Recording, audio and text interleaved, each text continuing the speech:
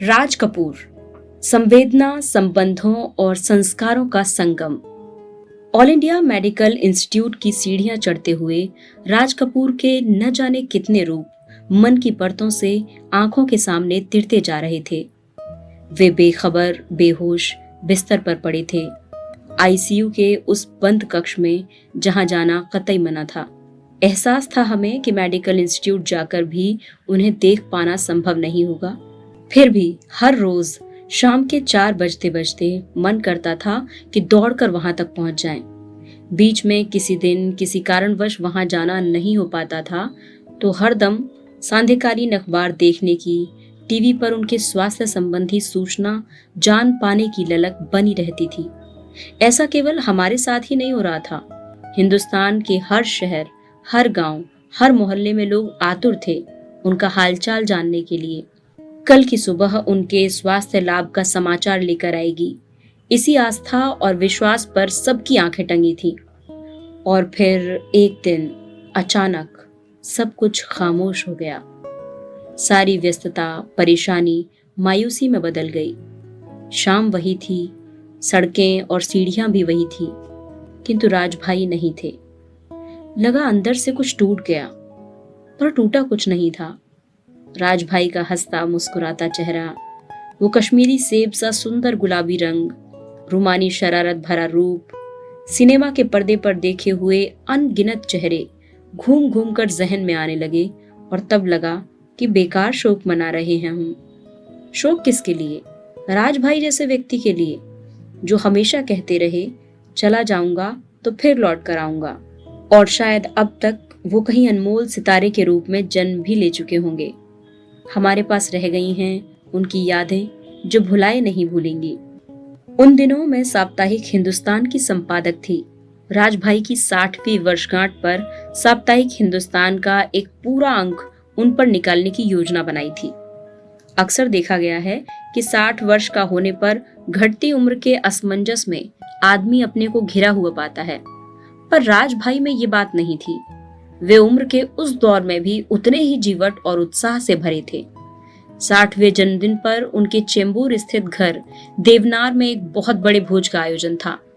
मैं और मेरे पति टीपी भी उस अवसर पर उनका अभिनंदन करने के लिए विशेष रूप से बंबई गए हुए थे। मैं अपने साथ साप्ताहिक हिंदुस्तान की कुछ प्रतियां भी ले गई थी। हमने सोचा था कि हम उन्हें साप्ताहिक हिंदुस्तान की प्रतियां ही भेंट करेंगे। और कृष्णा भाभी को बेले के फूलों का गजरा। राजभाई को बेले और मोतिया के फूल बहुत पसंद थे। 12 महीने शाम को ये फूल निश्चित समय से उनके बेडरूम में देखने को मिलते थे। हम निश्चित समय से 2-3 घंटे पहले ही पहुंच गए थे ताकि उनसे आत्मीयता से बातचीत हो सके। राजभाई ने फोन करके दिल्ली में भोज की सूचना तो दी थी, किंतु हम इतनी दूर से वहां पहुंच जाएंगे इसकी उन्हें आशा कम थी। हमें देखकर के वे बड़े पुलकित हुए। हमने जब उन्हें अभिवादन किया तो उन्होंने लपक कर नमस्कार किया और बोले, टीपी भाई आप आ गए। टीपी राजभाई से उम्र में बहुत कम है, पर ना जाने किस एहसास से, किस गलती भरे क्षण में उन्होंने इन्हें भाई साहब कहकर पुकारना शुरू कर दिया। ये हमें भी नहीं मालूम। हमने जब भी उनसे कहा कि वे हर तरह से हमसे बड़े हैं, इसलिए उन्हें हमें नाम से ही पुकारना चाहिए, उनका उत्तर सदैव एक था, टीपी भाई साहब हम बंबई में जरूर रहते हैं, पर बंबई के मौसम की तरह बदलते नहीं। हमारे संस्कार में हमने जिसे एक बार मन से बड़ा मान लिया, जीवन भर उसे बड़ा ही मानेंगे। मुझे भी उन्होंने हमेशा बड़ी भाभी जैसा ही मान सम्मान दिया। हालांकि वे मजाक में अक्सर मुझसे कहा करते थे, भाभी जी आप साहित्यकार, पत्रकार, मैं एक छोटा सा फिल्मी कलाकार। मैं इस बात का उन्हें हमेशा एक ही जवाब देती थी, शायद इसीलिए आप मुझे कोई फाइल इंटरव्यू नहीं देते हैं, क्योंकि मेरा भाभी वाला रूप आपके जहन में रहता है। आप मुझे पत्रकार मानते ही नहीं हैं। खैर, जब मैंने उन्हें साप्ताहिक हिंदुस्तान की प्रति भेंट की तो वे बहुत प्रसन्न हुए, बड़े आदर से उसे स्वीकार किया और आत्मविभोर हो कृष्णा भाभी को आवाज दी, कृष्णा, टीपी भाई साहब और भाभी जी आए हैं, मेरे लिए कितनी अच्छी भेंट लाए हैं। बिल्कुल निश्चल बच्चे वाली उत्सुकता से उन्होंने साप्ताहिक हिंदुस्तान के पन्ने पलटने शुरू किए। हालांकि जब हम पहुंचे तब वे नहाने जा रहे थे। हमें देखकर ही रुक गए। पार्टी का समय नजदीक था, फिर भी उन्होंने पत्रिका को देखा और उसकी भूरी भूरी प्रशंसा की। अचानक एक लेख पर उनकी नजर ठिठक गई। हमें यही आशंका थी। लेख का शीर्षक था, जब केदार शर्मा ने राज कपूर को तमाचा मारा। इस शीर्षक को उन्होंने 2-3 बार दोहराया। हमें लगा शायद शीर्षक अच्छा नहीं लगा।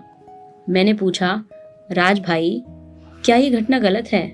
राज भाई मुस्कुराए और बोले, नहीं, ये बात ठीक है, पर इसको इस शीर्षक से शायद आप ही छाप सकती थी। आज आपने इस मोड़ पर मुझे मेरी जवानी के दिन याद दिला दिए। ऐसे हादसे तो जीवन में होते ही हैं। उनकी आंखें दूर कहीं यादों के घनेरे बादलों में खो गई थी। बोले, आज मैं जो कुछ हूँ केदार शर्मा के कारण हूँ। उन दिनों में केदार शर्मा का सहायक था, वो भी 3 नंबर पर। मेरी ड्यूटी थी हर शॉट के पहले क्लैप देना। नया नया शौक था और मैंने सांठगांठ कर ली थी कैमरामैन से कि वो हर शॉट के पहले मेरा क्लोजअप लेगा और बाद में मुझे वो तस्वीर दे देगा। क्लैप देने से पहले मैं अपने बाल संवार लेता और चेहरा थोड़ा आगे करके क्लोजअप दे देता। उसके बाद क्लैप। मेरी ये होशियारी कोई भांप नहीं पाया था तब तक। एक दिन एक हादसा हो गया। उस दिन मुंबई के घाटकोपर में शूटिंग चल रही थी। आर्टिस्ट का आखिरी शॉट लेना था। यदि वो शॉट ठीक नहीं होता तो दोबारा फिर वहीं आना पड़ता। उस वक्त तो ये बात मेरे दिमाग में नहीं आई। मुझे तो अपने क्लोजअप की परवाह थी बस। जैसे ही मुझसे क्लैप देने को कहा गया, आदतन मैंने बाल संवारे और कुछ आगे बढ़कर क्लैप देने को हाथ बढ़ाए और आर्टिस्ट की दाढ़ी में क्लैप बोर्ड उलझ गया और नकली दाढ़ी निकल पड़ी। शाम का समय था, रोशनी जा रही थी। केदार शर्मा को इतने गुस्से में मैंने कभी नहीं देखा था। उन्होंने मुझे कसकर एक तमाचा मारा। मैं सन्न रह गया। तमाचा बड़ी जोर से पड़ा था। राज भाई गाल सहलाते हुए बोले, जैसे कि उन्हें उस तमाचे की तलखी अभी तक महसूस हो रही हो। मैंने कहा, आप पृथ्वीराज जी के पुत्र थे, आपने कुछ कहा नहीं? वे बोले, जी, मैं आज का कलाकार, निर्देशक और साहित्यकार तो नहीं था। जीवन भर वे केदार शर्मा को अपना गुरु मानते रहे और उसी अदा से उनके प्यार और दुलार को समेटा जिस अदा से तमाचा खाया था। उनकी फिल्म नीलकमल में वे बाद में हीरो बने। अपने मन की गहराई में छिपी किसी कोने में कौंधी अपनी उस तस्वीर की स्मृति के साथ आज के राज कपूर की तुलना करके उनकी नीली आंखों में एक गहरी चमक कौंध गई, जैसे सैकड़ों सितारे रोशन हो रहे हों। इतने में कृष्णा जी आ गई और वो प्रकरण वहीं समाप्त हो गया। कमरे में आते आते उन्होंने कहा, अरे, तुम अभी तक तैयार नहीं हुए? टीपी भाई साहब और शीला भाभी आ गए थे। मैं क्या यहाँ इन्हें अकेला छोड़कर चला जाता? तुम तो ऊपर अपने श्रृंगार में लगी थी। इस प्रकार की नोकझोंक अक्सर कृष्णा भाभी और राज भाई साहब में होती रहती थी। कृष्णा भाभी सौम्यता, सादगी और सुंदरता की जीती जागती तस्वीर थी। उनकी उपस्थिति में वे अपने को कितना सुरक्षित महसूस करते थे, ये अनुभव मैंने बार बार किया है। पार्टी शुरू हुई, लोगों के आने जाने का सिलसिला शुरू हुआ। ऐसा लगता था मानो पूरी बंबई वहां उमड़ पड़ी है। पूरा कपूर परिवार तो मौजूद था ही, सभी फिल्मी हस्तियां, साथ ही सभी वर्ग के लोग। राज भाई सबकी बधाई उन्मुक्तता और सहजता से ले रहे थे। अचानक ही उनकी नजर अपने आरके स्टूडियो के कर्ता धर्ता बेटे जैसे प्रिय मेजर अशोक पर पड़ी। हम पास ही खड़े थे। उन्होंने उनसे कहा, भाभी जी ने मुझ पर बड़ी ही अच्छी सामग्री छापी है, वो तुम्हारे काम आ सकती है। पब्लिसिटी के लिए ऐसी ही सामग्री छपनी चाहिए। बात पूरी हो तब तक अन्य लोग आ गए। बधाइयों का सिलसिला शुरू हो गया। उस शाम कितने ही लोगों से उन्होंने पत्रिका की चर्चा की। कृष्णा जी को हिदायत दी कि वे पत्रिका को उनके बेडरूम में रखवा दें। अपने व्यक्तिगत सेवक रेवती से कहा कि रात में पूरा पढ़ूंगा। राजभाई की यह विशेषता थी कि कोई उनके लिए जरा सा भी कुछ कह दे, वे उसका बहुत ही आभार मानते थे और बार बार उस बात को दोहराते थे। बड़प्पन इतना कि सबके सामने कहने में कोई हिचक, कोई दुराव नहीं। इसी तरह एक और घटना याद आती है। उन दिनों हम लोग दिल्ली में रविंद्र नगर के सरकारी मकान में रहते थे। अपने मकान के पीछे खाली जगह को हमने बांस की खपच्चियों से घेर कर सुंदर झोपड़ी का रूप दे दिया था। चारों ओर गमलों में सुंदर पौधे, बांस की चारदीवारी पर झूलती हुई मुलायम बेल, ऊपर छत पर छप्पर, सब मिलाकर एक खुशनुमा आउट हाउस था। ग्रीन हाउस की सी कोमलता और आकर्षण था उस कुटिया में। कुटिया की सजावट थी बांस की डालियां, सूप और मिट्टी के रंगे हुए घड़े आदि। वहां बैठकर ऐसा लगता था जैसे शहर से दूर किसी गांव में बैठे हों, शोरगुल और चिंता फिक्र से दूर। हमारी इस कुटिया में अक्सर साहित्य और संगीत का जमावड़ा होता रहता था। एक दिन शाम को हम ऐसे ही ड्राइंग रूम में बैठे थे, संगीतकार रविंद्र जैन का फोन आया।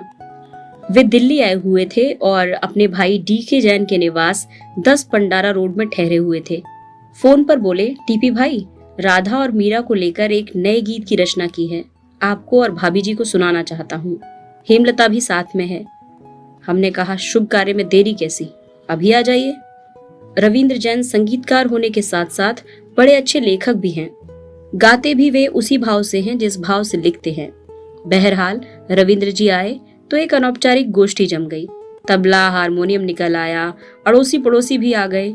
ईश्वर की कृपा से हमारे पड़ोसी बहुत ही कला प्रिय थे। आनंद फानन में एक छोटे समारोह का सा आयोजन हो गया।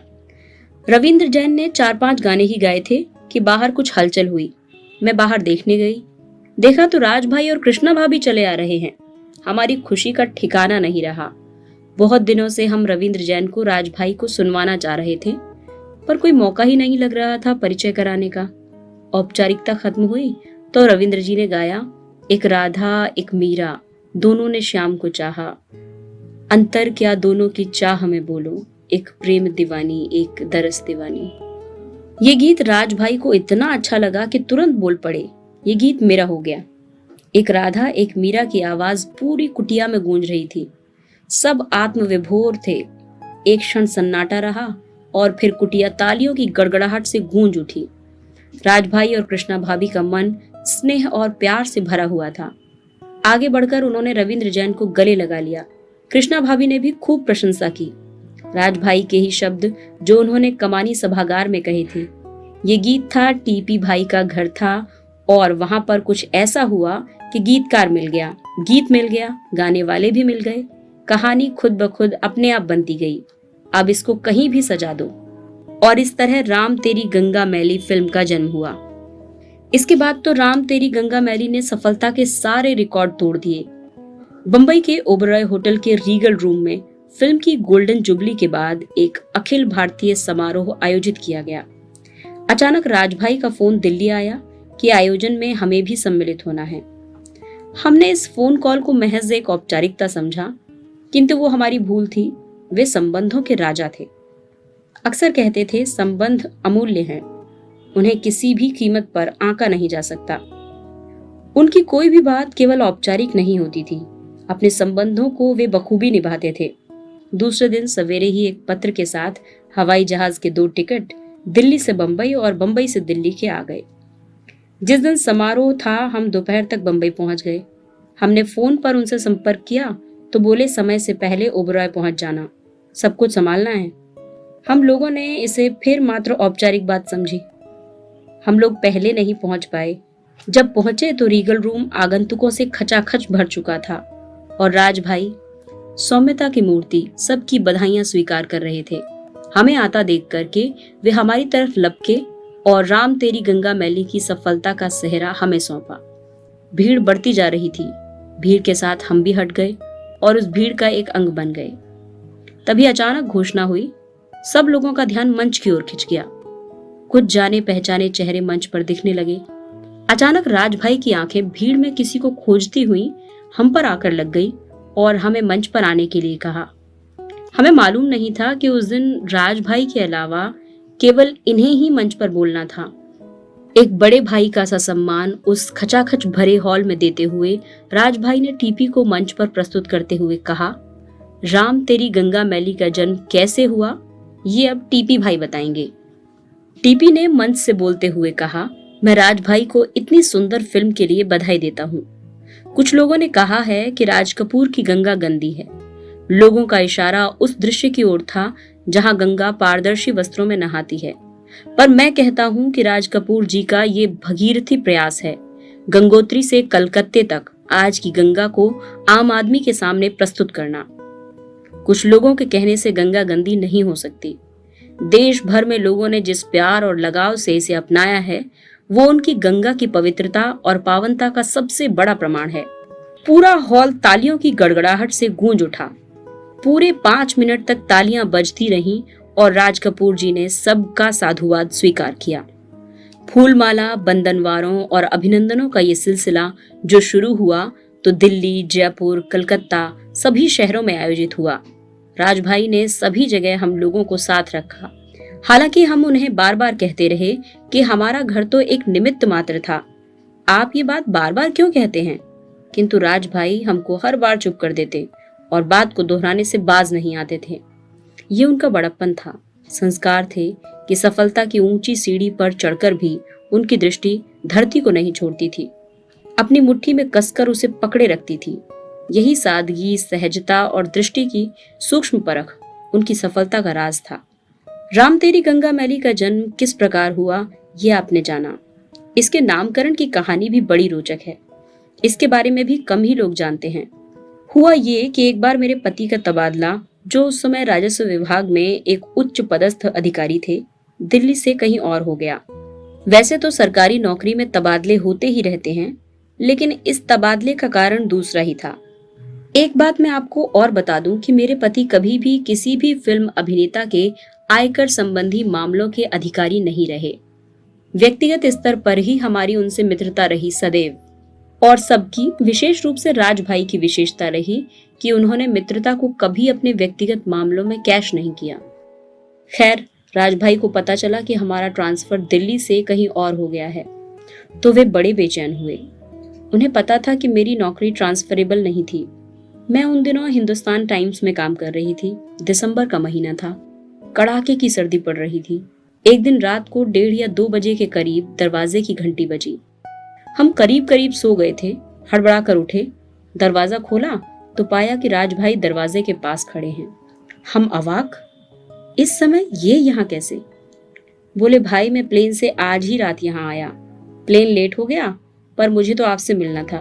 ड्राइवर से कहा मुझे टीपी भाई के घर जाना है, वो रविंद्र नगर में रहते हैं, खान मार्केट के पास। अब ड्राइवर को क्या पता कि टीपी भाई कौन है, लेकिन राजभाई उसे बताते रहे मुझे रविंद्र नगर जाना है। राजभाई को दिल्ली के रास्तों का इतना ज्ञान नहीं था, और वो भी रात के घुप अंधेरे में, सर्दी के दिनों में। ड्राइवर बड़ा हैरान। खैर, उन्होंने एक पहचान और बताई कि वहां दरवाजे पर घड़े रखे हैं दोनों ओर, 1-2 नहीं 4-4, एक के ऊपर एक। उस अंधेरे में खोज शुरू हुई। अंततः ड्राइवर उन्हें रविंद्र नगर ले ही आया और घड़ों की मार्फत हमारे घर भी पहुंचा दिया। जब हमने दरवाजा खोला तो वो बड़ा खुश हुआ कि अपने चहेते इतने बड़े अभिनेता की ख्वाहिश उसने पूरी कर दी। हम ड्राइंग रूम में आए। राजभाई बार बार मेरे पति का हाथ पकड़े और बोले, टीपी भाई, शीला भाभी, सब हमारा कसूर है ना। हम आपके यहाँ बेटी की शादी में ना आते और न ये होता। उन्हीं दिनों हमारी बेटी की शादी हुई थी और राजभाई तथा रणधीर कपूर परिवार के अन्य सदस्यों के साथ राजस्थानी साफा बांधे मुख्य द्वार पर बारात के स्वागत के लिए खड़े थे। इस बात को लेकर उनके मन में संशय था, शायद इसीलिए ट्रांसफर हुआ। राजभाई बार बार रोए जा रहे थे। आप जैसे इंसान के साथ जिसने कभी किसी से कुछ नहीं चाहा, ऐसा सुलूक हो सकता है तो मैं कहूंगा कि गंगा का पानी भी मैला हो सकता है। उन्होंने बड़े आत्मविश्वास और दृढ़ता से कहा, मैं अपनी आने वाली फिल्म में उन लोगों को एक्सपोज करूंगा जो स्वयं गंदे होते हुए भी दूसरों पर कीचड़ उछालते हैं। उनका इशारा राजनीतिज्ञों की ओर था। उन्होंने फिर कहा, मैं अपनी फिल्म का नाम ही ऐसा रखूंगा जो इस बात को बार बार दोहराएगा, राम तेरी गंगा मैली। हम उन्हें बार बार समझा रहे थे कि वे ऐसा क्यों सोच रहे हैं। उनके अलावा भी अनेक गीतकार और फिल्म वाले आए थे, और यदि ऐसा हो तो भी हमें उनकी दोस्ती पर नाज है। जो कुछ भी होगा हम झेलेंगे। उन्हें ऐसी बात नहीं सोचनी चाहिए। ऐसी थी उनकी संवेदना, उनका प्रेम। उनकी हर बात मोती बनकर हमारे मन में हमेशा हमेशा के लिए हमारी धरोहर बन गई। वे अक्सर कहा करते थे, टीपी, जिंदगी के एक मोड़ पर यदि आप न मिलते तो मैं जाने कहाँ गुमराह हो गया होता। उनकी इस बात का क्या अर्थ था हमें नहीं मालूम, किंतु ये शब्द उन्होंने फिक्की के मंच से एक बार राजस्थान रत्नाकर के कार्यक्रम में कहे थे। हमने एक बार पूछा कि आप ऐसा क्यों कहते हैं, हमने क्या किया है? आप ऐसे व्यक्ति, देश के सिरमौर, आपको ऐसी बातें नहीं करनी चाहिए। तो बोले, मैं शैलेंद्र जी को खोकर बिल्कुल टूट गया था।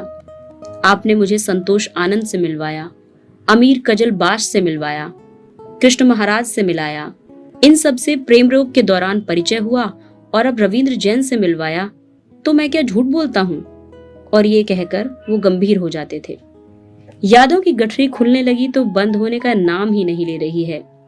एक बार हम लोग राज कपूर के आरके स्टूडियो में उनके प्रसिद्ध कॉटेज में बैठे थे। पहले भी कई बार उस कॉटेज में आए थे। सबसे पहले एक बार जब आए थे तब नरगिस जी वहीं थी। तब हम बंबई में नए नए आए थे और दर्शक की हैसियत से आरके स्टूडियो देखने आए थे। शायद तब नरगिस ही वहां का सारा प्रबंध देखती थी।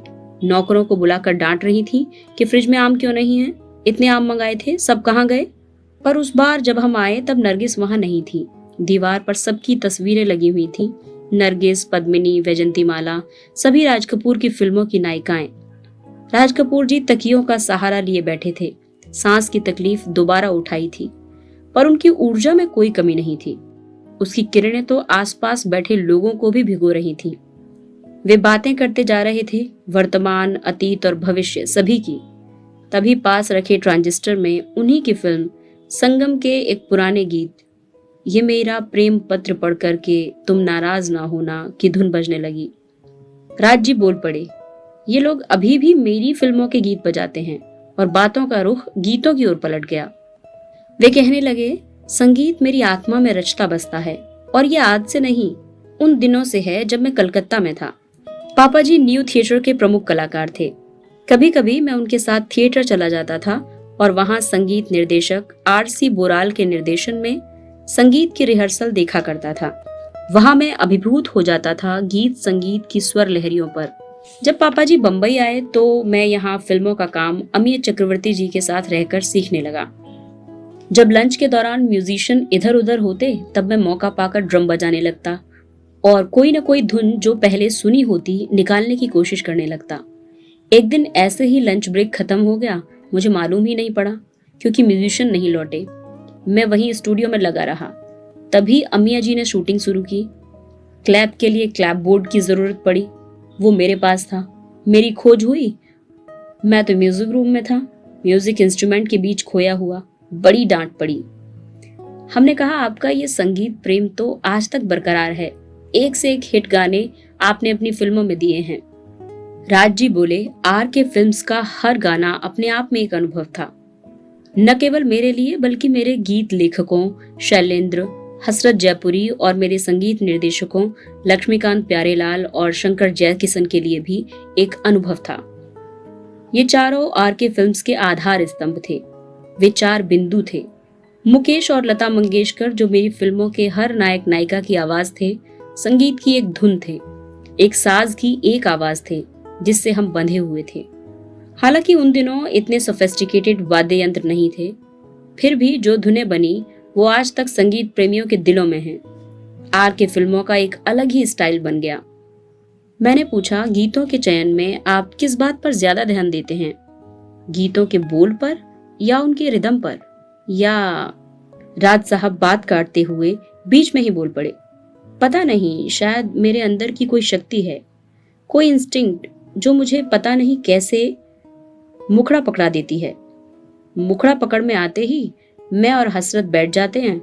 कई दिनों तक काम चलता रहता, रात और दिन ये बैठकें होती, गाने के हर लफ्ज पर बहस होती, उसके अर्थों पर चर्चा होती और आखिर में मुखड़े के साथ रिदम भी मिल जाती तो उसका शरीर होती और बोल भी, जो आत्मा का रूप ले लेते और एक सुंदर रचना तैयार हो जाती।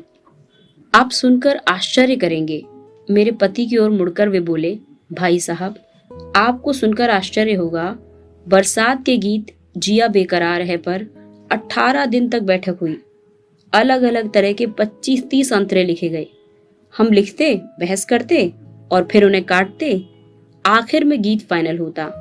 वो गाना कहाँ किस फिल्म के लिए ठीक होगा ये कुछ नहीं सोचते थे। कहाँ किस सिचुएशन पर गाना फिट बैठेगा पता नहीं होता था। न कोई रिकॉर्डिंग का शेड्यूल, न कोई फिल्म, फिर भी काम चलता रहता। कई बार तो गाने के पूरे बोल भी नहीं होते थे, केवल मुखड़ा लेकर ही घंटों बैठे रहते थे। शंकर जयकिशन धुन बनाते और मैं तबले या किसी और वाद्य यंत्र पर शेप देता। फाइनल धुन बनने पर इतनी खुशी होती कि उसका वर्णन नहीं हो सकता। अचानक मुंह से बोल फूट पड़ते, ये गाना मेरा हुआ, इसे मेरे लिए रखना। राग क्या हो, भैरवी, मालकोंस या यमन, इनमें से कौन सा राग ठीक रहेगा, ये निर्णय मैं करता था। पुरानी यादों में खोते हुए राजभाई दुखी हो उठे। कहने लगे, क्या दिन थे वे भी। कुछ देर के लिए वातावरण बोझिल हो गया। सब एकदम चुप थे, किंतु मैं इस रोचक बातचीत के क्रम को टूटने नहीं देना चाहती थी। ज्यादा से ज्यादा बातें उनके मुख से सुन लेना चाहती थी, क्योंकि क्षण यदि बीत गया तो मुश्किल से हाथ आने वाला था। इसलिए मैंने कहा, राज भाई, कोई उदाहरण देंगे जब आपकी इंस्टिंक्ट या अंदर की आवाज पर कोई गाना बना? राज भाई बोले, एक नहीं कई उदाहरण हैं। एक बार मैं और राजेंद्र कुमार शूटिंग के लिए बंबई से बाहर गए हुए थे। वहां ऐसे ही एक दिन गपशप हो रही थी। शाम का समय था। अचानक एक कौआ आकर खिड़की की चौखट पर बैठ गया। शाम का समय था, जबकि कौए अमूमन सुबह के समय दिखाई पड़ते हैं। किसी ने ये अजूबा देखकर जोर से कहा, वो देखो कौआ बैठा है। राजेंद्र कुमार के मुंह से एकदम निकल पड़ा, तू झूठ बोलता है। राजेंद्र कुमार की बात सुनकर एकदम मेरे मुंह से निकल पड़ा, अरे ये तो मुखड़ा बन गया। झूठ बोले कौआ काटे। बस ये मुखड़ा दिमाग के किसी कोने में जमा रहा। बाद में इसकी धुन बनी, बोल लिखे गए और बॉबी फिल्म का चर्चित गीत हुआ। राज कपूर जी की फिल्मों में गीतों के बोल इतने सीधे और सरल होते थे जो साधारण औरतें भी समझ सकती थी। उन गीतों में लोक संस्कृति की छाप थी। औरतें चाहे पहाड़ की हों या राजस्थान की या उत्तर प्रदेश की, सबको पता है घाघरे के ऊपर दुपट्टा जो ओढ़ती हैं वो अक्सर लाल रंग का ही होता है, क्योंकि लाल रंग उन्हें सदैव पसंद होता है। राज साहब ये बात जानते थे और इसीलिए गाने के बोल लिखे, हवा में उड़ता जाए मेरा लाल दुपट्टा मलमल का। कितने सीधे, सरल और सादे शब्दों में गांव की गोरी का अल्हड़पन साफ दिखता है। इसी प्रकार दूसरा गाना, मेरा जूता है जापानी, या हम तुम एक कमरे में बंद हों और चाबी खो जाए, गीतों के बोल की तरह ही संगीत और धुन भी जबान पर चढ़ने वाली। एक बार हसरत जयपुरी जी ने हमें बताया था कि राजस्थान के होने के कारण वे वहां के रीति रिवाजों के बारे में अक्सर राज कपूर को बताते रहते थे। राज साहब उनकी बातों में बहुत दिलचस्पी लेते थे। एक बार उन्होंने बताया कि कैसे वहां बाल विवाह हो जाते हैं, अनमेल विवाह भी हो जाते हैं। ऐसे ही एक विवाह की चर्चा की जो उन्हीं दिनों हुआ था और जिसकी अखबारों में खबर भी छपी थी। एक 60 साल के बुढ़े की शादी 18 साल की लड़की से हुई थी। बस इसी पर उन्होंने गाना लिखने को कहा। गाना लिखा गया, मैं क्या करूं राम मुझे बुढ़ा मिल गया। बाद में ये गाना संगम फिल्म में लिया गया। उनका कहना था कि अपने आप मुखड़ा मेरे दिमाग के किसी कोने में चला जाता है और फिर खास फिल्म के किसी खास मौके पर निकल आता है। मुझे खुद भी नहीं मालूम ये कैसे होता है। हसरत साहब का कहना था, जब मैं उन्हें कहता कि मुखड़ा तैयार है, कल आ जाऊंगा, तो वे बेकरार होते, कोई बहाना नहीं सुनते और जब तक एकदम मैं पहुंच नहीं जाता उन्हें चैन नहीं पड़ता। इसी तरह गाने में यदि कोई कठिन शब्द आ जाता तो वे कहते, इसे सरल बनाओ। जो शब्द मेरी समझ में नहीं आ रहा वो मेरे दर्शक कैसे समझेंगे। राज कपूर की इन्हीं समझदारियों या कहें कि अदाओं ने उन्हें आम आदमी के करीब ला दिया था। आम आदमी, रिक्शा चलाने वाला हो या हल चलाने वाला, उनके लिए बड़े आदमी से कहीं ज्यादा अहमियत रखता था। राज कपूर की फिल्मों में संगीत का अपना एक दर्जा था। संगीत उनकी फिल्मों की कहानी के अनुसार चलता था। राज भाई से एक बार मैंने पूछा था, आपकी फिल्मों के संगीत का अपना एक स्टाइल होता है, उस पर आपका यानी राज कपूर का अंदाज साफ दिखाई देता है, ऐसा कैसे संभव होता है? उनका उत्तर था, मेरी कहानियों के विषयों ने मुझसे सदैव एक विशेष प्रकार के संगीत के स्टाइल की मांग की। वो स्टाइल जो फिल्म के दृश्यों और कहानी की आत्मा के साथ इस प्रकार एकाकार हो जाए और कहानी के अंतिम दृश्य तक इस सहजता से इस प्रकार घुल मिल जाए कि दर्शक जब उसे सुने तब उसे इतना सहज और स्वाभाविक लगे कि वो सोचे कि इस विशेष गाने की जगह कुछ और तो रखा ही नहीं जा सकता था। अपनी बात को और स्पष्ट करते हुए उन्होंने कहा, क्या बरसात फिल्म में हवा में उड़ता जाए मेरा लाल दुपट्टा मलमल का, अथवा बरसात में हमसे मिले तुम सनम तुमसे मिले हम के अलावा क्या और कोई धुन या बोल वहां फिट हो सकते थे? ये बात ठीक थी। राम तेरी गंगा मैली में जो संगीत था उसे सुनकर एक और तराई के जंगलों की सरसराती हुई हवा की आहट सुनाई देती थी, तो दूसरी ओर वहां की बालाओं की अलहड़ जिंदगी का एहसास दिलाती थी। उसके संगीत की धुन में एक अलग तरह का उत्साह भरा अंदाज था। राज भाई की फिल्मों की थीम और तकनीक दोनों में संगीत, रोमांस, सपनों का संसार, रंग, उत्साह और उन्माद का अनोखा सम्मिश्रण होता था। शहरी अभिजात्य को कभी उन्होंने अपने संगीत पर हावी नहीं होने दिया।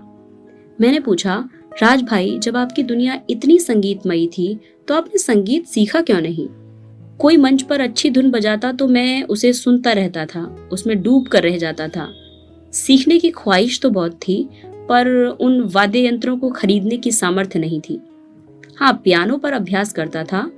कभी कोई धुन निकल आती तो संगीतकारों से कहता, इसे सहेज कर रखें, किसी फिल्म के किसी मौजूद दृश्य में काम आएगी। फिल्म किसका मीडिया है, निर्देशक का या लेखक का? मैंने पूछा। दोनों के बीच बहुत ही नाजुक संबंध होता है। लेखक के दिमाग में एक विचार आता है, वो अपना विचार निर्देशक के सामने रखता है। निर्देशक उस विचार को मूर्त रूप देने के लिए उसका पोषण करता है। वो विचार के जन्म के लिए उत्तरदायी है। वो उस विचार को कहानी या कथानक का रूप देता है, तो निर्देशक उस विचार को विस्तार, पर्दे पर क्या प्रस्तुत किया जाए, ये निर्देशक ही तय करता है। बाकी सब हीरो, हीरोइन, कलाकार, तकनीशियन उसके सहकर्मी होते हैं, जो अपने अपने क्षेत्र में उसके विचारों, भावनाओं, आकांक्षाओं और अपेक्षाओं को सफल रूप में प्रस्तुत करते हैं। विभिन्न अंगों को एक सूत्र में पिरोने का काम निर्देशक का होता है। वो सबके बीच समन्वय स्थापित करता है। बाकी सब उसके सहयोगी होते हैं। निर्देशक ही लेखक को प्रेरणा देता है। इसका मतलब लेखिका या लेखक की भूमिका गौण होती है? मैंने पूछा। नहीं, मैं लेखक को बहुत अहमियत देता हूँ। उसकी अनुमति के बगैर एक वाक्य, एक शब्द भी नहीं बदलता हूँ। हाँ, मैं सजेशन देता हूँ, प्रभावशाली सुधारों के बारे में उनसे चर्चा करता हूँ। हर कदम पर वो हमारे साथ रहता है। फिर उसकी भूमिका गौण कैसे हुई? राजभाई की पत्नी कृष्णा जी ने एक बार बताया कि कैसे राजभाई फिल्मों के प्रति पूरी तरह समर्पित हैं।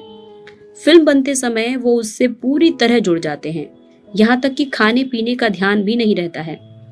यही बात उनके स्टूडियो के साथियों ने बताई कि सेट पर आने से पहले वो कलाकार को पूरी तरह समझा देते हैं कि सीन कैसा चाहिए। उससे राय मशवरा भी करते हैं, किंतु करते अपने मन की हैं।